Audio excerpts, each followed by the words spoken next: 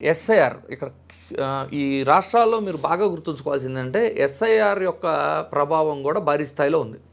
చాలామంది ఏమి ఆరోపిస్తున్నారు, ఈసీ వర్సెస్ టీఎంసీ ఎలక్షన్ జరిగింది అంటున్నారు. వాస్తవమే కదా, ఎందుకంటే 90 లక్షల ఓట్లు తొలగించిన తర్వాత 60 లక్షల ఓట్లు హెల్డప్ చేసి ఆ 60 లక్షల ఓట్లని భవిష్యత్తును తేల్చకుండా దానిని పరిష్కరించడానికి వేరే రాష్ట్రాల నుంచి జ్యుడిషియరీ సిస్టంలో జడ్జిలను నియమించిన తర్వాత కోర్టులు ఈ ప్రొసీజరు నడుస్తుండగానే all of sudden election code announce చేసి ఎలక్షన్ పెట్టాల్సిన అవసరం లేదు. ఆ ప్రొసీజర్ జ్యుడిషియరీ వ్యవహారం ఇంకో 2 నెలలు ఎక్స్టెండ్ చేసి ఆ 2 నెలల తర్వాత ఎస్ఐఆర్లో పెండింగ్లో ఉన్నవో హెల్డప్లో ఉన్న ఓట్ల యొక్క క్లారిటీ వచ్చిన తర్వాత ఎలక్షన్ పెట్టుకోవచ్చు. 1-2 నెలలు సమయం ఇవ్వకుండా లక్షల్లో ఓట్లు తొలగించి ఈ విధమైన ఎలక్షన్ రన్ చేయటం అనేది ముమ్మాటికి కూడా ఒకరికి ఫేవర్ చేయటమే. అక్కడ తొలగించబడ్డ ఓట్లు వలసలు అని చెప్తున్నారు కదా, వలసలు అని చెప్పే ఓట్లు వేరే చోట ఏమైనా యాడ్ చేస్తున్నారా? మీకు ఒక చిన్న ఎగ్జాంపుల్ చెప్తా చూడండి.